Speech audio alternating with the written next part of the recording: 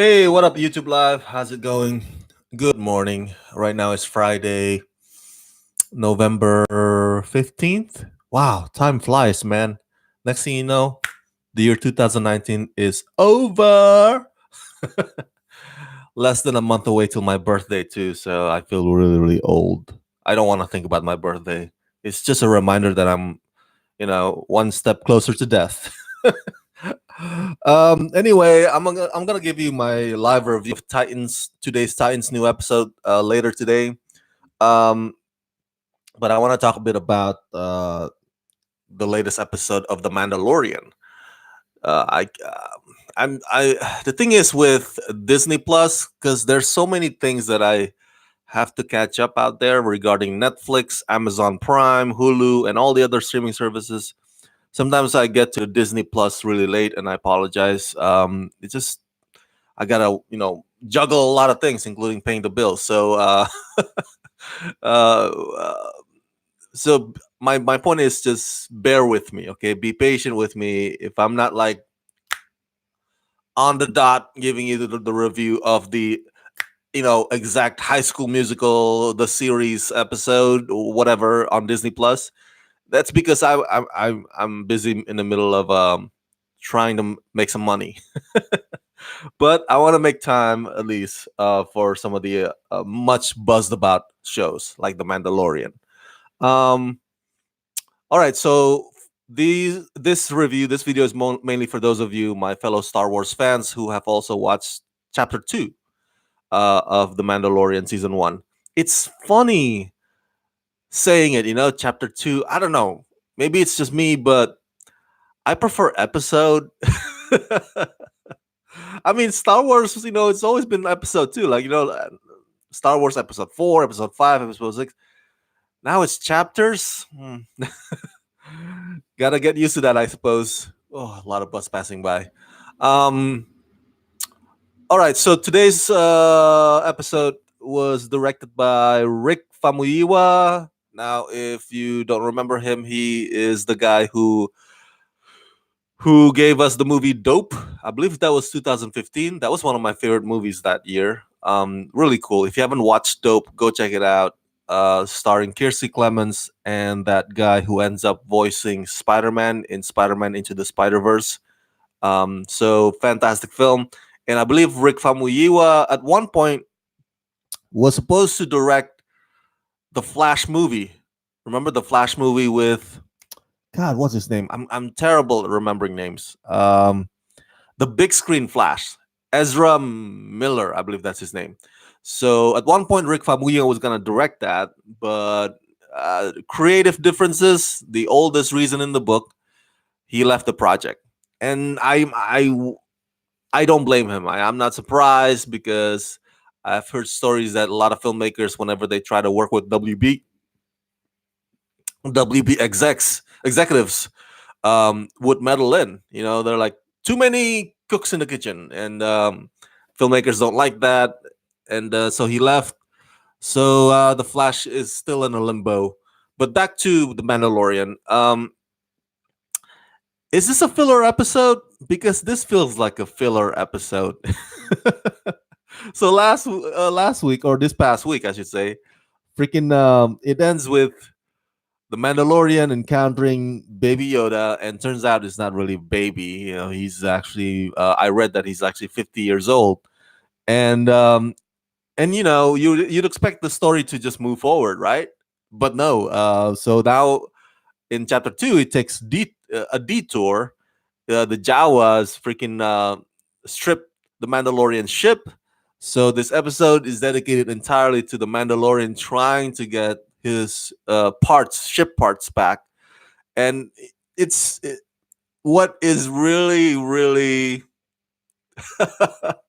what really cracks me up is that the Javas have the nerve to, like, they steal other people's shit, and then they force you to trade with them, or to trade with them in exchange for you to get that parts back.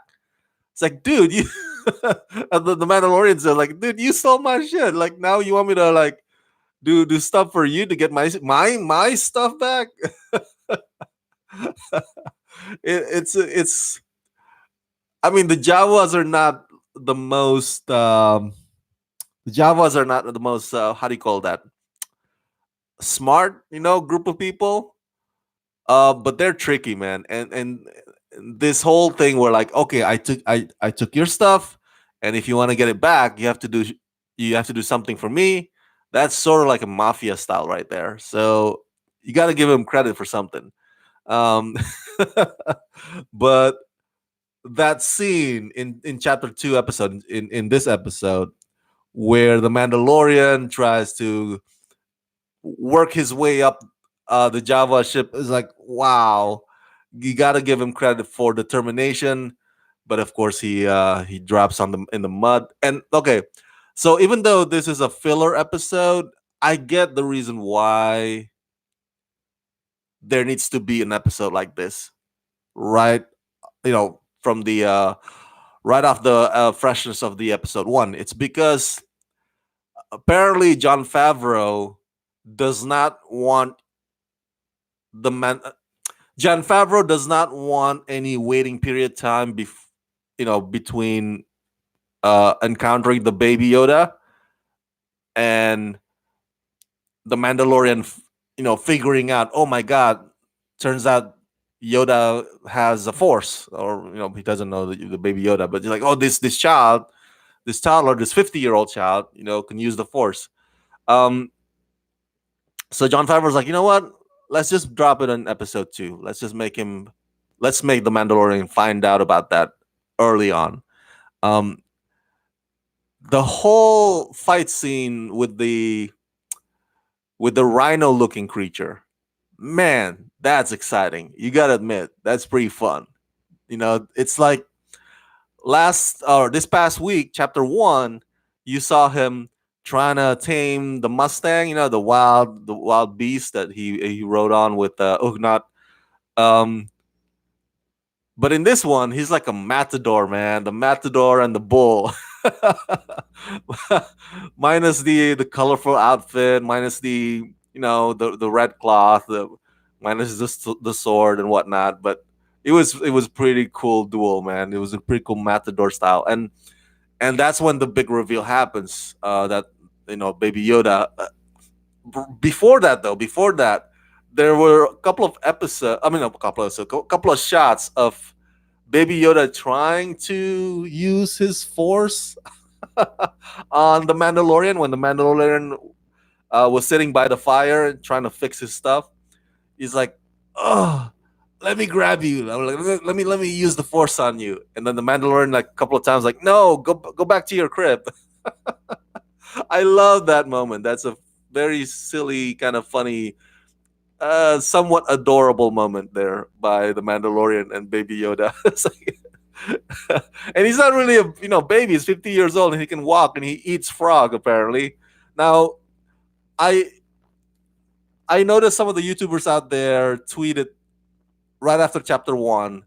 They tweeted the GIF of from It's Always Sunny in Philadelphia. When the character kind of like trying to figure out what's going on the whiteboard.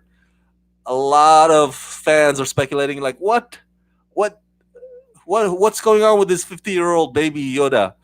Well, that's what the show is going to unravel or disclose for us eventually.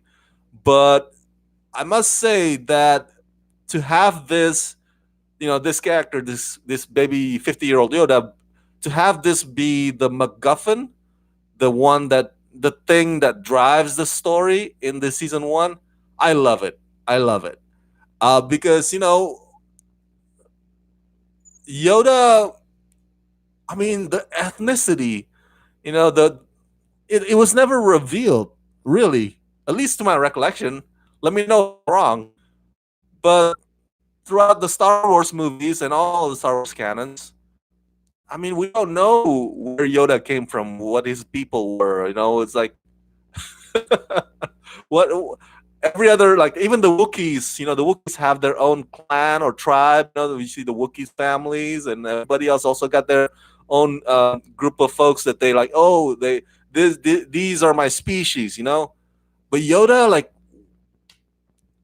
where did he come from? so so for the show to decide that, like, you know what, we're gonna explore the origin of Yoda's people, I'm like, I'm in. I want to know too. I'm so curious. Finally somebody's gonna try to answer that question.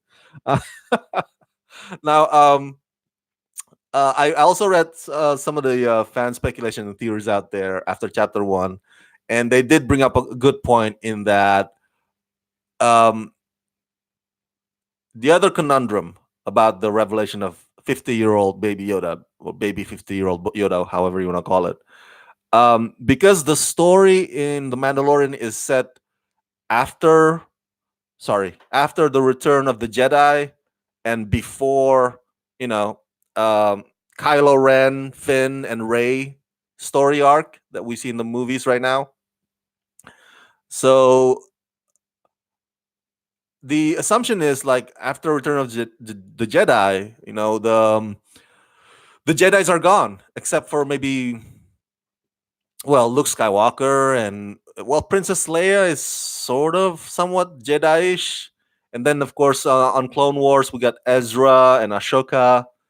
Uh, they're also somewhat Jedi-ish. So now you're wondering, like, okay, so how many people are actually left that can use the Force? And now we have this 50-year-old baby Yoda that can also use the Force, and and apparently in the at the end of today's episode, or chapter two episode, the Mandalorian, when Ugnaught asks, Ugnaught asks him, like, "Hey, can you explain it to me again about what happened? Like, I still don't understand." And the Mandalorians was like, "I don't understand it either." So apparently, the Mandalorian, this is like his fresh new encounter, first encounter with somebody that can use the Force. Um, if he's very genuine about that, oh, I don't understand, unless he's lying.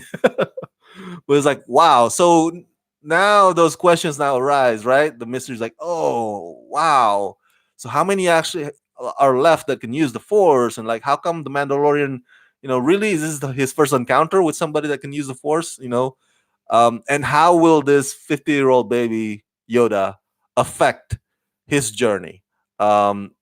Because if, you know, is he gonna be like a freaking father figure to this kid, like, or is he gonna try to bring or is he gonna try to get a reward for somebody who's after this kid?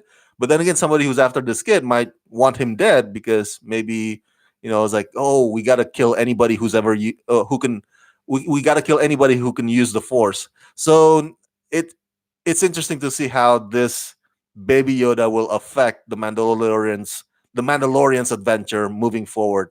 I'm really, really curious. Oh man, so intrigued. Oh, I love it. Even though it's today, I mean, chapter two is sort of like a filler episode, but now it's like, oh, the Mandalorian discovers that he's not just like freaking walking around with some toddler. This is some special toddler, and yeah, can't wait to see the other characters, including Gina Carano, to show up as well. So thank you so much, you guys, for tuning in. Let me know your thoughts about chapter two. What did you think? What did you think of it? Did you like it? Did you not like it? What did you think about 50-year-old baby Yoda using the Force to help the Mandalorian? Um, it's quite the odd coupling, right? What do you think of it? Let me know your thoughts about it in the comment section below, and also please subscribe to my channel, press that like button, ring that bell, and if you can help support me, please do so at patreon.com/ramascreen. Let's rock this.